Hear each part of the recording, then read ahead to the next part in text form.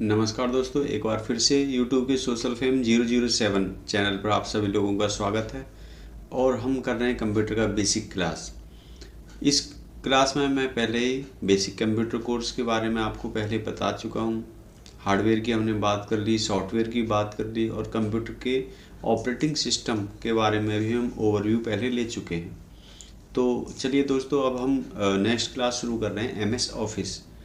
MS office के अंदर कई सारे टूल और हैं, लगभग 5 या 6 टूल हैं जिनके बारे में मैं बारी बारी से अलग अलग वीडियोस बनाऊंगा, जिसमें हम ऑफिस की बात करेंगे, माइक्रोसॉफ्ट एक्सेल की बात करेंगे, पावर पॉइंट की बात करेंगे, आउटलुक में कैसे मेल कॉन्फ़िगर होता है उसकी भी बात करेंगे, हम क्या क्या कर सकते हैं।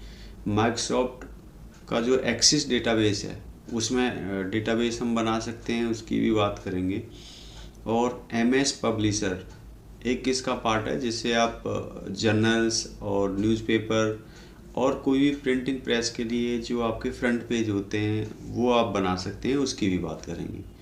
तो इस वीडियो में हम माइक्रोसॉफ्ट ऑफिस है क्या, इस पूरे पैकेज के बारे में बात करेंगे। तो चलिए शुरू करते हैं। माइक्रोसॉफ्ट ऑफिस एक माइक्रोसॉफ्ट कॉरपोरेशन का एक वर्ड प्रोसेसिंग प्रोग्राम है, जिसके अंदर 6 जो टूल्स हैं वो आते हैं। मैं आगे उनके नाम आपको दिखाऊंगा, उनके बारे में ओवरव्यू भी दूंगा। माइक्रोसॉफ्ट ऑफिस जो अभी करंट वर्जन है वो ईयर 2024 में आया है, माइक्रोसॉफ्ट ऑफिस 2024।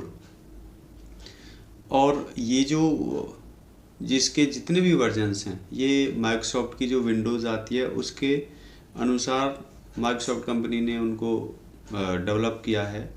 वो वर्ड 95 से लेके वर्ड 97, 2003, 2007, 2010, 2000, उसके बाद में 16, उसके बाद में 2019, 2021, ऑफिस 2024 और उसी के पैरेलल में एक माइक्रोसॉफ्ट ऑफिस का ही एक वर्जन माइक्रोसॉफ्ट 365, जिसका आपको ऑनलाइन लाइसेंसिंग मिलता है, जो कि विंडोज़ ऑपरेटिंग सिस्टम के लिए भी होता है, एज वेल एज आपका जो मोबाइल्स होता है उसके लिए भी होता है और एप्पल सिस्टम के लिए भी होता है।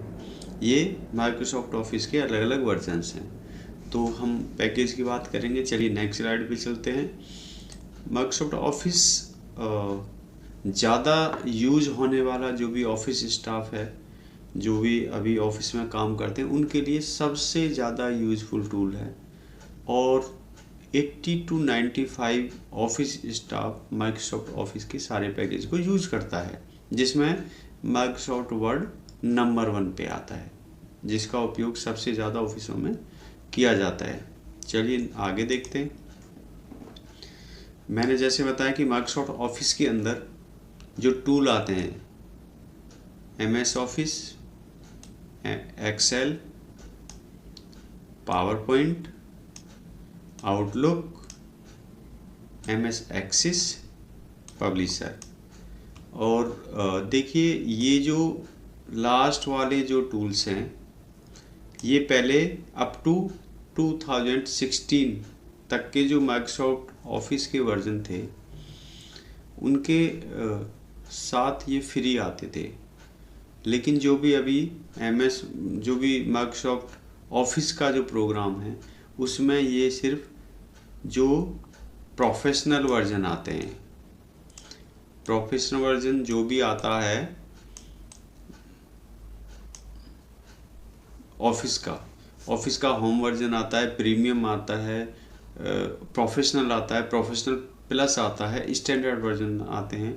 कई सारे वर्जन आपको मार्केट में मिल जाएंगे, जो भी आप परचेज करते हो अपने सिस्टम के लिए वो आप यूज़ कर सकते हैं। लेकिन ये जो 2 टूल्स हैं माइक्रोसॉफ्ट ऑफिस 2016 के बाद में, ये सिर्फ प्रोफेशनल में आते हैं ये टूल्स, क्योंकि इनकी जो यूजर्स होते हैं ऑफिस में काम करने वाले, उनको ज़्यादा ज़रूरत होती नहीं है। इनको यूज़ करने के लिए किसी प्रोफेशनल्स की ज़रूरत होती है जो कि इनको यूज़ करता है, जिनका मैं बारी बारी से आगे आपको अलग अलग वीडियोज़ में पूरा डीपली बताऊंगा। तो आप बस इतना ध्यान रखें कि जो ये 6 टूल्स हैं उसके अंदर MS एक्सिस और MS पब्लिशर सिर्फ प्रोफेशनल्स वर्जन में आते हैं और कभी कभी इनको अलग से भी पेड करके हमको परचेज करना पड़ता है। ये अभी किसी भी स्टैंडर्ड सॉफ्टवेयर में माइक्रोसॉफ्ट ऑफिस के नहीं आते हैं इनबिल्ट। ओके, अब जैसे कि मैंने 6 इसके टूल्स हैं उसकी बात करी थी। माइक्रोसॉफ्ट ऑफिस जो भी है वो माइक्रोसॉफ्ट कॉर्पोरेशन का एक पैकेज है, वर्ड प्रोसेसिंग प्रोग्राम है।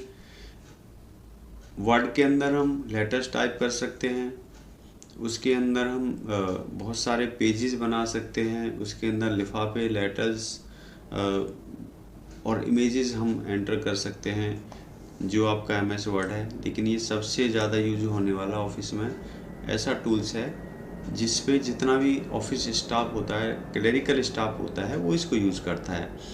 एक्सेल एक स्प्रेडशीट है जिसमें आप जो भी अकाउंटिंग का डिटेल्स है, नॉमिनल्स रोल्स इसमें बना सकते हैं। कुछ भी जो कैलकुलेशन वाला पार्ट है जिसमें हमको कैलकुलेशन करनी पड़ती है, वो हम स्प्रेड जो शीट होती है उसमें यूज़ करते हैं। प्रेजेंटेशन के लिए हम MS पावर पॉइंट यूज़ करते हैं, जो कि एक इमेज, वीडियो, ऑडियो, टेक्स्ट और फॉर्मेटिंग के हिसाब से एक बेहतरीन टूल है जिससे आप कोई भी पावर पॉइंट में स्लाइड बना सकते हैं प्रेजेंटेशन देने के लिए, वीडियो बना सकते हैं उसी हम स्लाइड्स का, बहुत कुछ कर सकते हैं। तो एक पावर पॉइंट एक ऐसा टूल है जहाँ पे बहुत सारी जो भी ऑब्जेक्ट्स हैं, इमेज हैं, जो भी हैं, ऑडियो हैं, कहीं से हम एनिमेशंस हैं, वो हम MS पावर पॉइंट में यूज करते हैं। आउटलुक एक ऐसा प्रोग्राम है जैसे कि आपके पास कई सारे ईमेल हो सकते हैं। जीमेल का एक ईमेल अकाउंट है, याहू का एक है, रेडिफ का एक आपके पास ईमेल अकाउंट है, और भी किसी दूसरे सर्वर का हो सकता है, और आपके पास अन्य कोई भी ईमेल अकाउंट्स हो। तो MS आउटलुक एक ऐसा प्लेटफॉर्म है जहाँ पे एक ही आउटलुक के अंदर आप जितने भी ईमेल होते हैं उनको आप कॉन्फ़िगर कर लें तो आपको सारे ईमेल्स एक ही प्लेटफॉर्म पे मिल जाएंगे। आपको इंटरनेट के थ्रू ब्राउज़र पर जाके सर्च करने की और बार बार आपको पासवर्ड डालने की आवश्यकता नहीं है। आप वहाँ पे जाएंगे और एक ही ब्राउज़र में आप सपोर्ट करके उसको एक ही जगह यूज़ कर सकते हैं। ये एक बेहतरीन प्रोग्राम है, बट याद रहे ये जो आउटलुक है, जितने भी गवर्नमेंट ईमेल चलते हैं आपके, उनके लिए भी रेस्ट्रिक्टेड कर दिया गवर्नमेंट ने कि आप अपना ईमेल अकाउंट जो है उसको आप गवर्नमेंट ईमेल अकाउंट को MS आउटलुक में कॉन्फ़िगर नहीं कर सकते हैं, क्योंकि इसमें 2 सर्विसेज यूज होती है, IMAP और POP सर्विस, जिनके लिए हमको कॉन्फ़िगरेशन जो भी आप मेल सर्विस यूज़ कर रहे हैं उसके द्वारा करना पड़ता है, जिसके लिए गवर्नमेंट ने इसको अलाउ नहीं किया है। नेक्स्ट MS एक्सिस, ये एक 1 GB तक का ऐसा डेटाबेस है जिसको आप किसी भी डिपार्टमेंट को ऑटोमेशन करने के लिए, चाहे वहाँ के स्टाफ का आप अटेंडेंस के लिए लगा लें, कोई भी फाइल सिस्टम के लिए आप यूज़ कर सकते हैं। लेकिन इसका जो साइज़ लिमिट है वो अप टू 1 GB होता है। अगर आपने डेटाबेस ऐसा डिफ़ाइन किया है कि वो टॉप टू बॉटम होने के लिए हर बार क्लियरेंस करता रहता है, ओल्ड फाइलों को या ओल्ड रिकॉर्ड्स को हटाता रहता है, तो आप इसको परमानेंटली MS एक्सिस को यूज़ कर सकते हैं। इसके बाद में नेक्स्ट और लास्ट जो प्रोग्राम है वो MS पब्लिशर है। MS पब्लिशर में मैं आपको बता देता हूँ कि जैसे कि न्यूज़पेपर्स के लिए हमें कुछ बनाना है, हमको एक कैलेंडर डिज़ाइन करना है, नेक्स्ट ईयर, न्यू ईयर, किसी का भी, हम लास्ट ईयर किसी का भी कर सकते हैं, कोई ब्रोशर बना सकते हैं, पोस्ट कार्ड इसमें प्रिंट कर सकते हैं। पोस्ट कार्ड को डिज़ाइन करने के बाद में हम इसको प्रिंट कर सकते हैं।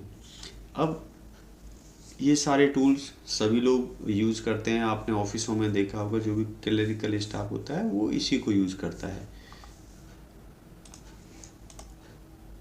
नेक्स्ट स्लाइड में चलते हैं। इसके बाद अब बात करते हैं कि MS ऑफिस की क्या ज़रूरत है। अब MS ऑफिस जो टूल्स है जिसके अंदर और सब टूल्स आते हैं, जिनकी बात मैंने भी पिछली स्लाइड में की थी, ये एक वर्ल्ड वाइड प्रोग्राम हो गया। किसी भी स्कूल्स में आप चले जाइए, इंडस्ट्री में चले जाइए, कहीं भी किसी भी ऑफिस में आप करेंगे ये। और इतना ही नहीं कि आप जैसे आप होम यानी कि आपके घर में भी आप MS ऑफिस को यूज़ करते हैं, जितने भी आपके डॉक्यूमेंट्स हैं वो आपको ऑफिस की फाइल में मिलेंगे या ऑफिस से PDF में कन्वर्ट होता है, वो बात की बात है। लेकिन हम ऑफिस की अगर बात कर रहे हैं तो ये हर जगह डॉक्यूमेंट यूज़ करने के लिए, डॉक्यूमेंट बनाने के लिए इसको यूज़ कर सकते हैं आप। MS ऑफिस के अंदर सारी सर्विसेज को मिला के आप देखेंगे, हमको एक्सेल की भी ज़रूरत पड़ती है, पावर पॉइंट की भी ज़रूरत पड़ती है, लेटर बनाने के लिए हमको MS ऑफिस की रिक्वायरमेंट है, और कोई भी डॉक्यूमेंट बनाने के लिए, कैलकुलेशंस करने के लिए मैंने जैसे बताया कि आप स्प्रेडशीट यानी कि माइक्रोसॉफ्ट एक्सेल को आप यूज़ कर सकते हैं। और ये इतना अच्छा प्रोग्राम है कि आपको easy to learn, easy to work, आप इसमें आसानी से, अगर आपको बेसिक नॉलेज कंप्यूटर का है तो इसमें आसानी से काम कर सकते हैं, और काम करते करते आप चीज़ों को सीख जाते हैं। इसके लिए अलग से कोई एक्स्ट्रा कोर्स करने की ज़रूरत नहीं है। जैसे आप प्रोफेशनल अगर होना चाहते हैं तो आप जितना इसको यूज़ करेंगे आप प्रोफेशनली इसमें काम कर सकते हैं।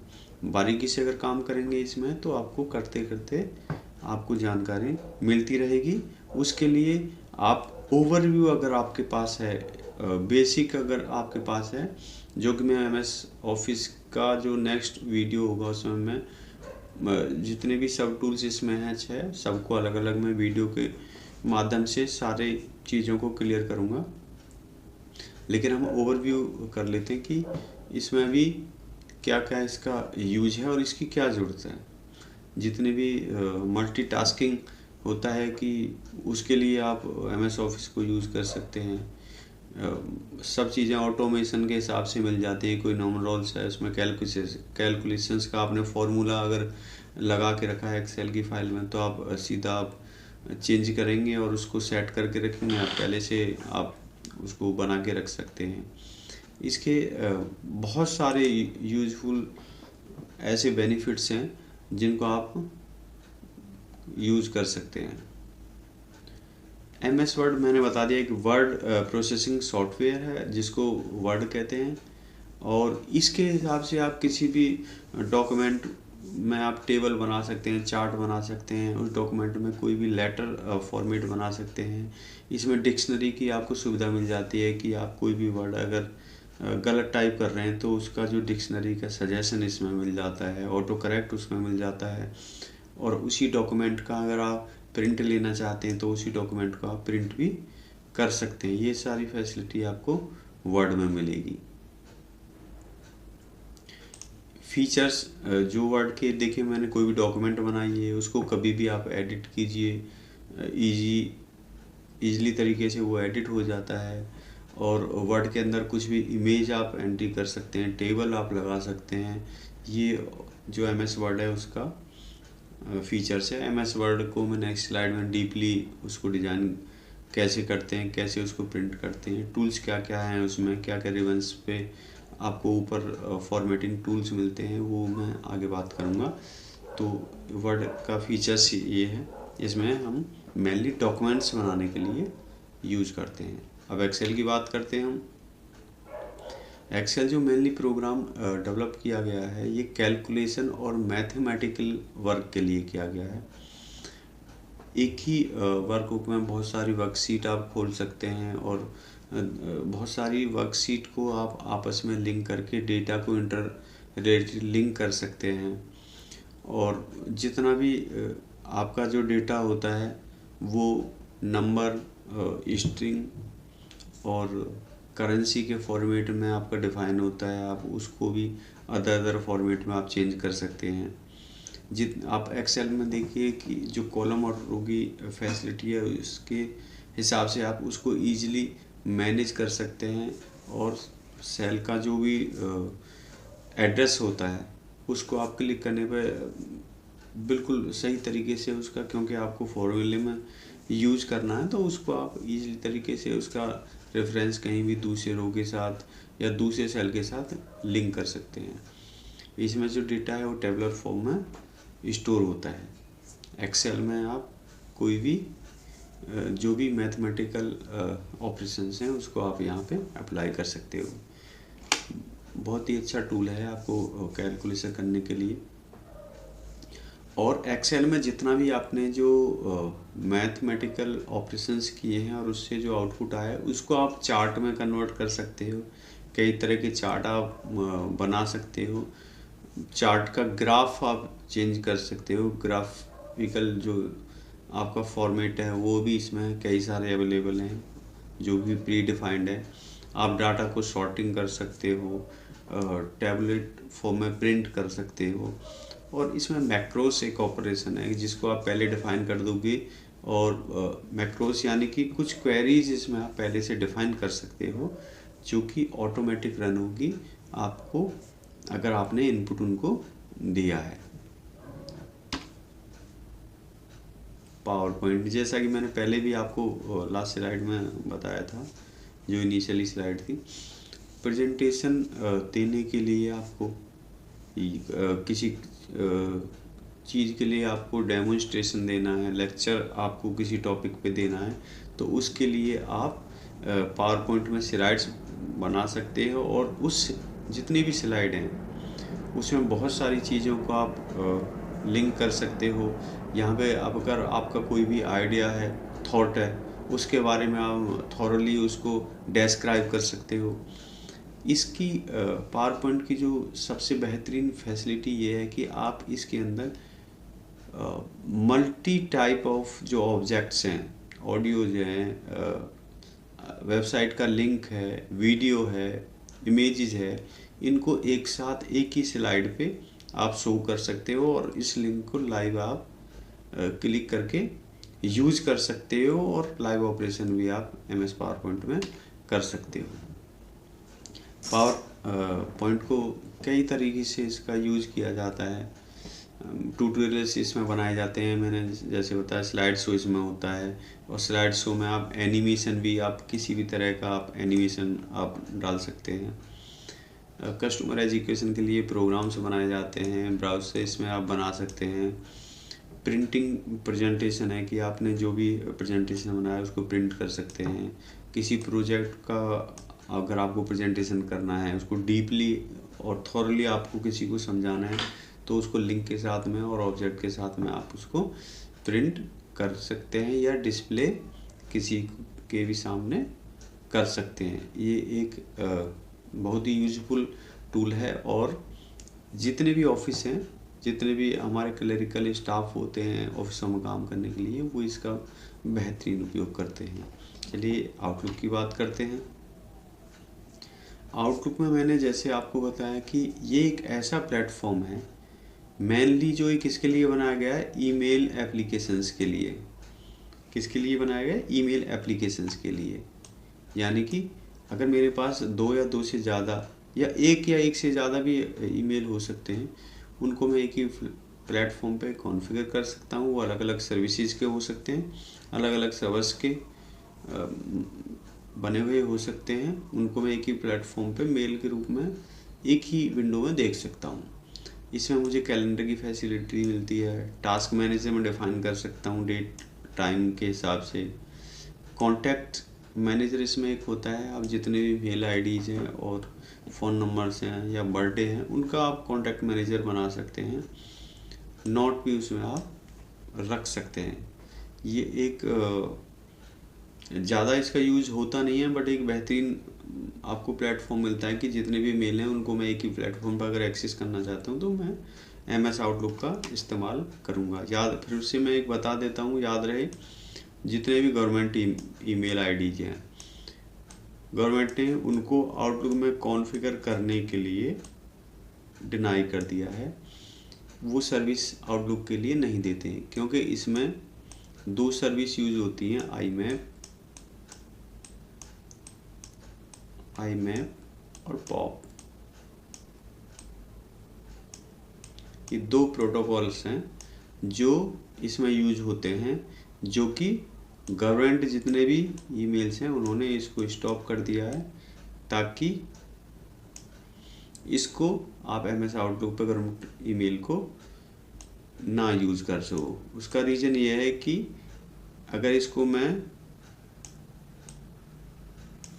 MS आउटलुक पे गवर्नमेंट ईमेल को यूज़ करता हूँ तो आपका जो डेटा है उसको कोई भी यूज़र अगर आपका पहले से लॉगिन है उसके लिए कोई किसी पासवर्ड को आपको दोबारा से टाइप करने की ज़रूरत नहीं है। मैं आपका आउटलुक खोलूँगा, ये अदर पर्सन जो भी अनवांटेड पर्सन है वो उसका आउटलुक खोल के किसी भी मेल को पढ़ सकता है। इसलिए गवर्नमेंट पॉलिसी के हिसाब से आप MS आउटलुक पर गवर्नमेंट मेल को ट्रांसफ़र या कॉन्फ़िगर नहीं कर सकते हैं।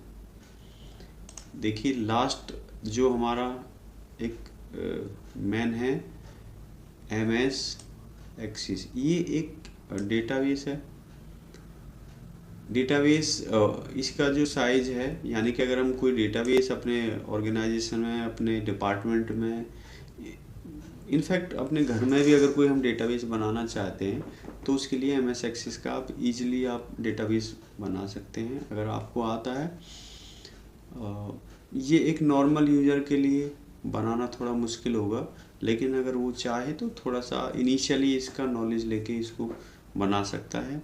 और इसका जो डेटाबेस का साइज़ होता है वो मैक्सिमम 1 GB, इससे ज़्यादा का डेटा हम इसमें स्टोर नहीं कर सकते हैं। 1 GB डेटा का इसमें कैपेसिटी है। ये ईजिली डिज़ाइन हो जाता है, मॉडिफाइड इसको हम ईजिली कर सकते हैं। इसी डेटाबेस से हम रिपोर्ट निकाल सकते हैं और इसमें किसी भी तरह का क्वेरीज, कोई भी क्वेरी हम डेटाबेस में आराम से लगा सकते हैं एज पर रिक्वायरमेंट। अगर आपको किसी भी तरह का कोई भी क्वेरी आपको लगाना है तो आप इसमें क्वेरी लगा सकते हैं। क्वेरी लगाकर आप कोई भी रिपोर्ट इसमें तैयार कर सकते हैं, वो भी ऑटोमेटिक हो जाएगा। लेकिन आपको MS एक्सिस डेटाबेस आना चाहिए, तभी हम इसमें कोई भी काम कर सकते हैं। तो ये जितने भी अभी मैंने बात की थी MS ऑफिस के जितने भी टूल्स हैं उनके बारे में मैंने एक ओवरव्यू दिया है। नेक्स्ट वीडियो में हम माइक्रोसॉफ्ट ऑफिस के जो पहला हमारा टूल है माइक्रोसॉफ्ट वर्ड, उससे हम शुरू करेंगे।